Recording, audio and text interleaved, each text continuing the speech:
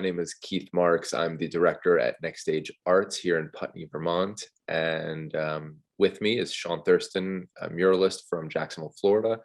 And he came up to Putney, Vermont about a month ago to paint a mural here at Next Stage. So one of the things that we talked about when preparing for the mural was getting sort of under the hood and knowing the people and the landscape of the place. And so we went on a few walks and we talked to different people to set you up to sort of give you some insight and background to the community. And so I'd love for you to respond on what those walks and what those conversations were like in terms of helping to inform what eventually became the mural.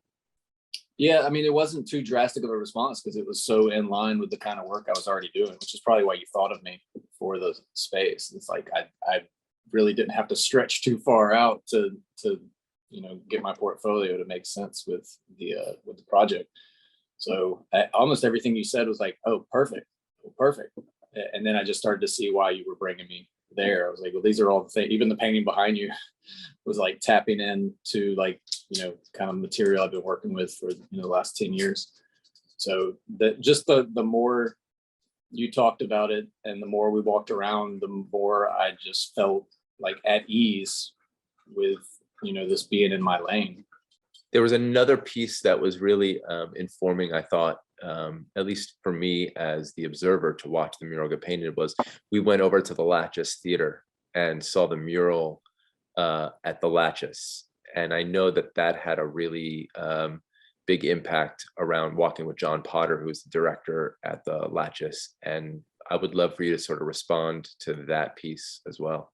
It's nice to see any space, any city that like embraces muralism as like an art form and was actively like protecting it and even restoring it. It makes you feel like the hours and time that you put in are kind of inconsequential to like the whole timeline of the mural. If I spend an extra 10 or 15 hours on it, like, well, this is a city that embraces this art form. And it was nice to see like a historical representation of that care. So I loved the work in there. It was like, world class. So then I felt like, okay, the bar is very high for what people can expect out of murals.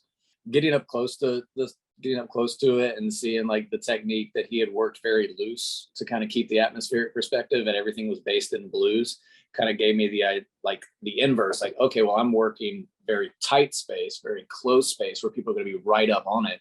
And then I started thinking about the types of art that we have that relationship with. And I started thinking of like sketchbooks and field, like the kind of field book you would take in the woods with you to like sketch trails, or a lot of artists do. Like they'll do little quick watercolor studies of like, oh, I saw this rock to waterfall composition. I wanted to set that up. And we looked at that artist's original drawings, and he was kind of doing the same thing, like taking notes of even like the birch trees and some of the trees that were happening in the natural landscape. Even though some of it looked kind of Grecian, it was like I could see trees in there that I had also driven by, and I was like, I love that connection, and I want to tie into that. And but I have to inverse the relationship because we're not creating atmospheric perspective through a lot of space in the theater. We're putting people in a confined, tight hallway, and then I need to create space that way. But so I just push the detail, the line quality, well, not the line quality, but even the line size, like a lot tighter than that mural. That mural was done with a lot of gestural loose strokes, even though the drawings were really refined. I saw that and was like, okay, I have to take that expectation of what can be done with murals and inverse it for a tight space and also a community that is going there with the appreciation of the arts. That versus like a lot of things you work high on a building, or you work with materials like spray paint and rollers. You don't have to think that way. You're thinking, how does this look? Like the closest anybody will get is like 20 feet, 30 feet to it, which is how that mural that we were looking at was intended. People weren't really getting that close to it. So I took the techniques that I saw there and that I really liked, and then I kind of paralleled, well, what do I do that's similar and then what can I change for the space, but still try to relate. So yeah, looking at that mural, it did kind of set me off in a very specific direction of like the caliber the mural had to be at to even be like approaching the bar of what I had already seen in the theater. And then I started assuming like, okay, this is the relationship of the community with art, and they have like high standards. So I need to bring like, the best thing I can do, which requires a lot of hours, a lot of time. So you kind of like, I guess looking at that mural took me from like a relaxed position to like a high stakes, like high pressure position where I felt it very natural. And then I was like, oh, we're doing fine art here. So one of the things that I think is that people comment on in the mural since it's been painted is, and this is something that you and I went and had discussions around, was there are elements that are very loose and gestural and abstract, but then there's a lot of like tight detail. And then it also goes from, there's like a nature landscape component, but then there's also a very sort of abstract arts range. And so you're in this confined space, and as you go 360, you're seeing things go loose to tight, and also from very representational landscape to abstraction.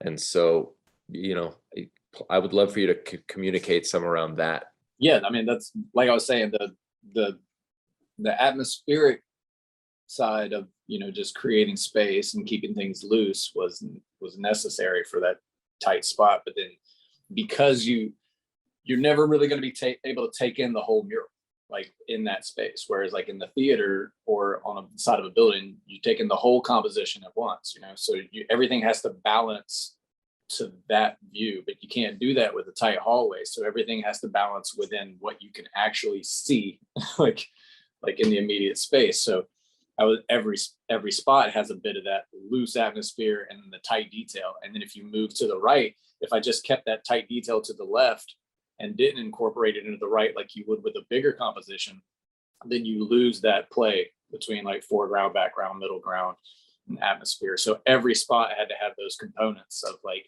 things getting really loose and things getting really tight. And then because as a person walks through, their view just changes with every possible angle. And I just kept walking through, making sure that every part had, at least a little bit of that formula.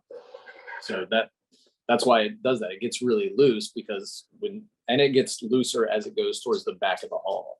So when you walk into the front and the things are there's small lines and there's a high contrast and it becomes a focal point, the back of the hall feels a little blurrier because it's intentionally painted looser. Like I withheld putting a lot of those colors because you'll almost always be able to see that back wall in your view. So it really didn't need a whole lot of focus. It could stay loose and still serve most of the mural as the foreground or as the background, and the rest of the mural becomes the foreground until you get up close to it. And there's a few things like the bee or a few things like the abstract markings along the top of the exit sign that pull focus. Because anytime you pull focus, it'll make the loose parts act as atmosphere. So just back and forth between those things, and then getting them all to balance in a color scheme was the biggest focus. Was just picking a palette that worked with the rest of the building, worked with the floors, worked with the colors you had. I built the palette around that harvest yellow that you had there. So as long as that was coming through in the spots that were loose, it was still like a cohesive palette. And because like the right side can be radical, like, warping of space, and then the left side can be like direct observational landscape sketching. You can't see them both at the same time. You have to account for them together, but they work together because the horizon line follows and the palette all works together and the atmosphere works, but you can ignore one and get like wrapped up in the other, vice versa. It's like working with the hall, like it's why things were loose and things were tight. And my paintings do that somewhat, but never really to that degree, where like almost every square foot has like a little bit of that tight detail, just because it just seemed necessary. you probably put in the hundreds of hours of work on that mural. And Yeah. one of the things that emerged from that, I think, was a certain sense of narrative. And so I would love for you to speak to sort of the narrative that sort of started emerging out of your mind. I mean, we were talking about the split wood, and then we were talking about the different stages of decay and nature, and the using the brick and the stone walls, and just kind of like what you remember of the narrative while you were painting was emerging. When you were telling me about the history of the stones and how some of the stones that we would encounter in the woods were just there to like delineate, land for like sheep, and they were really almost like haphazardly thrown in place. And then that juxtaposed with stones that were specifically cut to sit square and to maintain a level line. There was like a lot of intention behind both, but one had an attention to detail and one was just totally utilitarian. So I kept looking at that going like some of these stones are, they're just there like in a state of decay, but they still kind of even serve the purpose as a reminder. And I like that. That seemed like romantic, like, oh, this is a reminder of like when all this land was cut down, and like you were telling about the history of it being sold, and then like the people of the town like taking ownership back over the land and keeping like a lot of those big interests out. And then the idea of walls, these little tiny walls, keeping like big corporate interests out, like played with my mind. I didn't weave that into the narrative, but I liked that idea that these walls were serving all these different purposes, and that, we kept getting up and walking on them even. And it just started to make sense. Like it's next stage. And I see all these natural stage formations, and I see these intentionally cut level platforms, and even walking through the woods and seeing like random chipmunks like sit up on these stages, like they don't know they're putting on a show for us. It just started to all click that like these stones are going to be the major component of this, like this city's like relationship to these stones. And then next stage as a place for people to get up and address a crowd. I started thinking about being behind the scenes, kind of what that hallway is. Like you're behind the scenes and you're in nature, but you're looking at the backs of all these people performing out to the wilderness. And then because I was there while the seasons were changing, I was noticing like a lot of the decay was still covered in a lot of growth, still a lot of sunlight and moisture getting in, and like things were growing on the decay. And that kind of, I was there at like a perfect time of transition.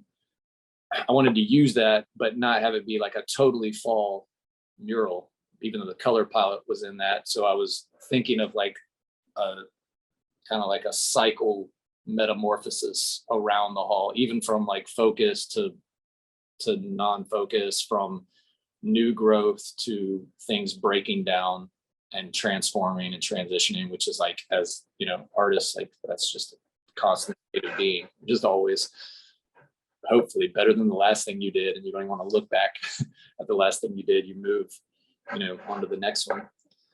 And it's ironic we're talking about the mural 2 months ago, but I feel like the trees breaking apart, like you mentioned, is something that I've always kind of been attracted to.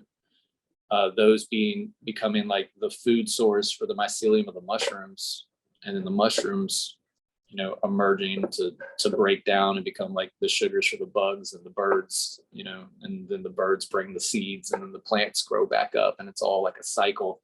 It just seemed like everything about the wilderness was telling me what to paint on those walls.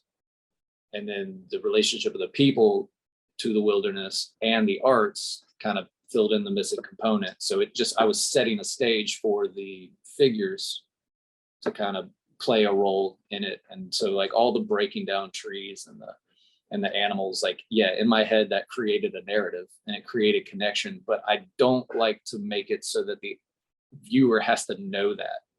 Viewer doesn't have to understand the narrative to like enjoy the mural, but if they do, there's like more layers for them. And if they go even deeper, even if they get down to like the little Easter eggs of knowing that that's your daughter and knowing that she requested a hidden unicorn. It's like further and further layers of people that have a relationship with the mural, but you don't have to know that to enjoy it.